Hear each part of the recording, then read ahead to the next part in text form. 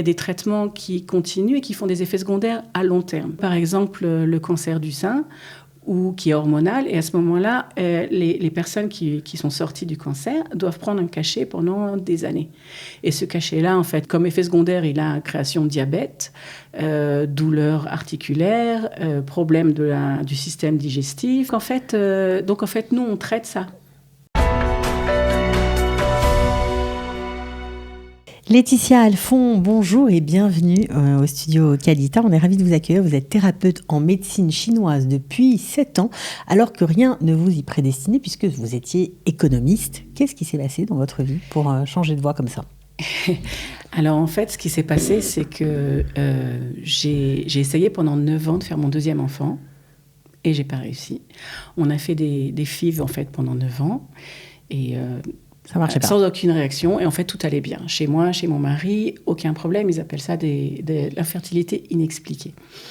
Et un jour, en fait, un de mes clients m'a envoyé une newsletter en fait, qui disait que la médecine chinoise pouvait vraiment aider au moment des FIV. Donc, je l'ai appelé. Je lui ai dit, qu'est-ce que t'en penses ? Qu'est-ce qu'on fait ? Il m'a dit, viens, t'as rien à perdre. J'avais rien à perdre, effectivement. Donc, j'y suis allée. Et en un mois, je tombe enceinte.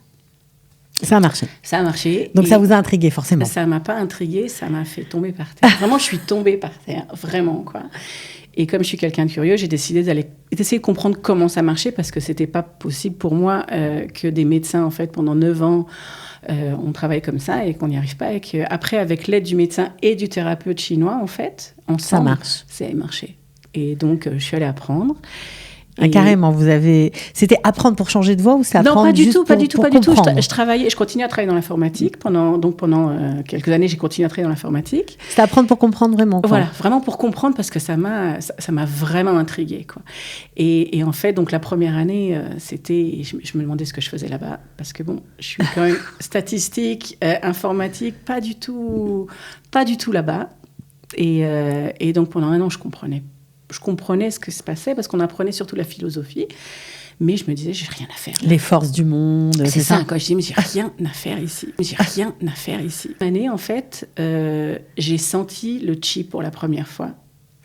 Et ça a été magique. C'est comme si, en fait, on m'avait ouvert une porte. Alors, le chi, il faut expliquer pour ceux qui ne savent pas ce que c'est. Bien qu'on en parle beaucoup sur cette antenne, mais on ne sait jamais. C'est en fait une sorte d'énergie qui coule dans notre corps, qui coule autour de nous. Et en fait, nous, les thérapeutes, on sait la diriger et on sait travailler avec. Et moi, en fait, la première année, rien du tout. Et la deuxième année, en fait, quand j'ai appris le shiatsu, donc on a vraiment senti physiquement le chi. Et ça a été une révélation. J'ai dit, OK, d'accord, c'est ça. Donc vous êtes thérapeute en médecine chinoise, ça veut dire que vous pratiquez l'acupuncture, la nutrition et les plantes. C'est ça en fait. Ça. Et quand vous parlez de shiatsu, c'est quelque chose en plus. En plus. Pourquoi le shiatsu ?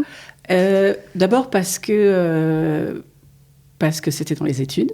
D'accord. Et en plus, c'est un moyen de contact avec la personne et c'est une façon très... c'est un traitement très intime mais pas personnel.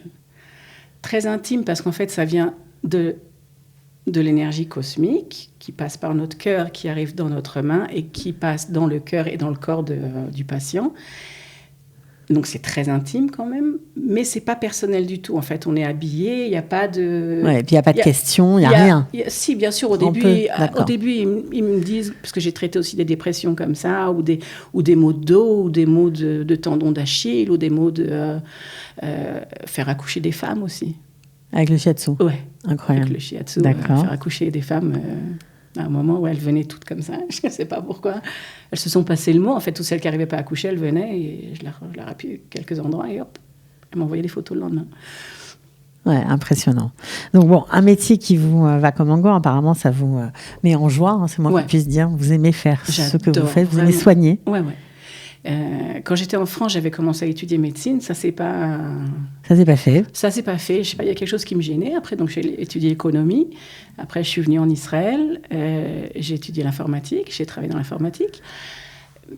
Je travaillais, mais bon, ça me faisait pas vibrer. Et là, j'avoue que Je me sens super bien. J'adore traiter les gens, quoi. Alors, vous avez choisi une spécialité qui n'est pas simple, puisque vous avez choisi l'oncologie. Alors, est-ce que vous pouvez nous expliquer un petit peu comment vous aidez les patients avant, pendant, après la chimio, les épreuves difficiles liées au cancer? L'oncologie, c'est aussi... ça a l'air difficile, mais c'est quand même très... C'est vraiment... je ne sais pas comment dire. Soulager le patient émotionnellement ? Ouais, émotionnellement et physiquement. Parce qu'il y a beaucoup de douleurs, d'effets secondaires. Beaucoup de douleurs, d'effets secondaires. Par exemple, en chimiothérapie, il y a un moment où on a des aftes. Enfin, ils ont des aftes partout, ils ont mal partout, ils n'arrivent plus à manger. Donc, nous, en fait, on traite tout ce qui est ce problème-là, tout ce problème du système digestif. Donc, ça passe plus ou moins comme une lettre à la poste. OK. Donc, en fait, le patient est mieux physiquement, donc il est mieux moralement.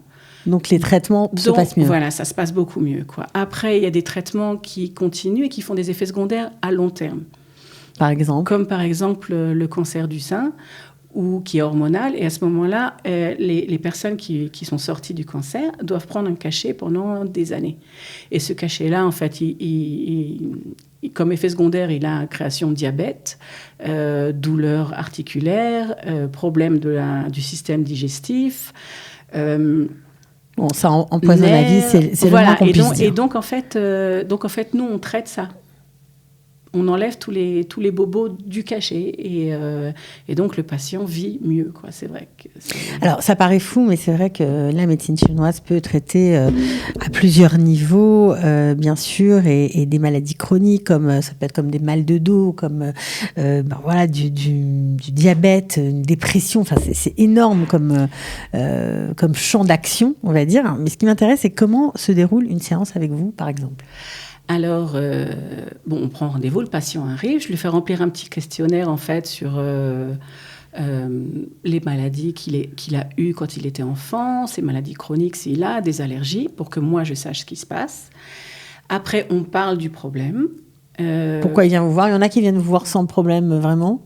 Très rarement. Je vais vous dire un truc. En fait, la médecine chinoise, c'était une médecine préventive au début. C'est ça. Et moi, j'ai quelques patients qui viennent une fois que tout va bien, en fait, et qui viennent une fois tous les 2 mois. Et en fait, on rétablit les déséquilibres parce que, la vie nous déséquilibre, quoi. Et en fait, c'est toute une histoire d'harmonie dans le corps entre tous les organes et toutes les énergies du corps. Et donc, voilà, c'est ce qu'on fait, en fait, en préventif. Mais bon, généralement, ce qui se passe, c'est que le patient vient parce qu'il a un mal de dos, ou il a mal à la tête, ou il est déprimé, ou je ne sais pas, il est trop nerveux. Donc, on traite ça. D'accord. OK. Alors, une fois que le patient vient vous voir, vous remplissez un petit questionnaire, voilà. Vous parlez du problème. Après, en fait, je prends son pouls, je regarde sa langue. Ça vous en apprend sur lui ? Ouais.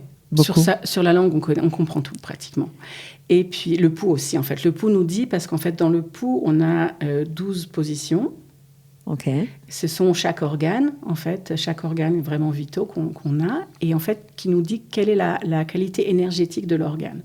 Donc, je sais, par exemple, quelqu'un, exemple, qui s'énerve tout le temps, ou qui a qui est coléreux. Voilà, qui est coléreux. Donc, je sentirais dans son foie qu'il y a quelque chose qui est coincé. Ça fait comme une cocotte minute, en fait. Donc, on sent que c'est coincé.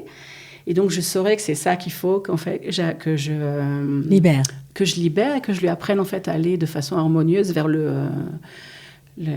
l'organe suivant, en fait. OK, donc ça, alors d'accord. Ensuite, vous faites un petit diagnostic. Voilà, Comment vous faites ? Alors, le diagnostic, donc c'est la langue, le pouls, et après, je touche le ventre et quelques endroits, en fait, dans le corps. Pourquoi le ventre ? Parce qu'en fait, c'est de la médecine japonaise que j'ai apprise aussi. Et en fait, ça s'appelle un hara diagnostic. Et en fonction de la douleur et de la sensation que j'ai quand je touche, je sais, en fait, où est le problème. Par exemple, je peux vous dire, je ne sais pas, je vais vous toucher à droite du ventre, vous allez avoir vraiment mal. Et après, je vais vous toucher sur le talon, vous allez avoir vraiment mal, et je saurai que vous avez une infection urinaire. Tout simplement. Voilà. Incroyable. Si vous n'avez pas mal à d'autres endroits, bien sûr. Oui, bien sûr, bien sûr. Et donc, voilà. Et donc, je traite l'infection urinaire, même si des fois, vous ne savez même pas que vous avez une infection urinaire. En fait, c'est une infection urinaire qui est plus énergétique qu'autre chose. Ouais, c'est incroyable. Et du coup... Voilà, on a parlé des maladies chroniques, vous avez très peu parlé du diabète, mais vous m'avez dit en préparant l'émission qu'on pouvait éviter parfois la dialyse à certains patients. Si on arrive à attraper à temps en fait le patient...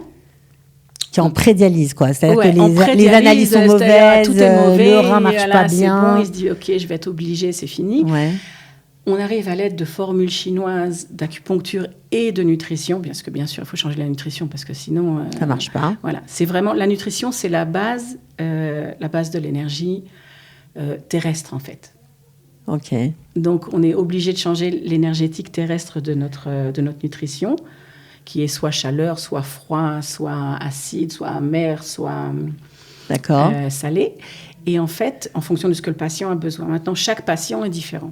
Et donc, en fonction de ça, on arrive à arrêter la prédialyse et souvent, même, on arrive à baisser, on arrive à redonner en fait au rein sa faculté de fonction. C'est assez impressionnant. Alors, vous m'avez aussi parlé de la viande rouge. Parfois, certains ont des pathologies parce qu'ils mangent trop de viande rouge. Ouais. Bon, ça, la goutte, vous connaissez. Oui, bien sûr. La goutte, en fait, en médecine chinoise, par exemple, la goutte, c'est du feu. C'est du feu en fait qui se met dans les articulations, qui coule, quoi. Et la viande, par exemple, ou l'alcool, ou le café. Par exemple, moi, je suis rouge, je bois trop de café. C'est du feu aussi que j'ai. Et en fait, ça fait partie des choses qu'il faut que j'arrête, quoi. Et en fait, chaque patient est différent. Il y a des patients qui auront besoin de feu. Par exemple, des patients qui sont plus déprimés, on leur donnera plus de feu, en fait. Parce que le feu, c'est la joie et c'est le... Et par exemple, ceux qui ont des maladies de peau, de l'eczéma, du psoriasis... Voilà, alors ça, souvent, ça vient du fait qu'il y ait du feu. C'est pas tout le temps. C'est-à-dire quoi, ils mangent trop de viande rouge ? Ça dépend.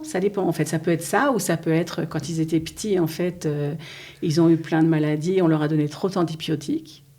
Ouais. Et donc, l'antibiotique ayant une énergétique qui est froide, ça donne après au corps qui répond, en fait. Ouais. C'est toujours en répondant, quoi. Alors, on se rend compte que c'est pas évident et qu'il faut de nombreuses années d'études pour y arriver et surtout pour apporter du bien-être à ceux qui viennent vous voir, justement, si on a envie de vous voir, parce que vous êtes là pour un coup de pouce. Donc, on fait comment ? Vous recevez où ? Je reçois à Tel Aviv. OK. J'ai une clinique, en fait, qui a une boutique. Okay. Donc, c'est vraiment ça, pignon sur rue, donc c'est facile de rentrer. C'est dans la rue Bograchov et c'est au 20. Au 20 Bograchov, voilà. D'accord. On prend rendez-vous, j'imagine. On prend rendez-vous, on appelle. On fait comment ? C'est comment on vous joint ? Au téléphone. Ouais. Bah, vous pouvez le donner. Ah, OK. 058. OK. 6, 6, 6, C'est facile. 6, 6, okay. 5. Je travaille dans l'informatique. C'est assez facile. Donc 0,58, que des 6 et un 5 à la fin. Voilà, pour prendre rendez-vous et puis pour voir, tout simplement, on peut faire un petit bilan. Ça peut être bien. C'est toujours bien un bilan, parce qu'en fait, on arrive à prévenir des maux qui risquent d'arriver, peuvent se déclencher en fait, qui ne se déclencheront pas grâce à une prise en charge par la médecine chinoise. En tout cas, Laetitia Alphon, merci d'être venue aujourd'hui nous voir. Et puis, j'espère que vous continuerez à aimer votre métier et à aider les gens surtout. Je vous remercie. À bientôt. À bientôt.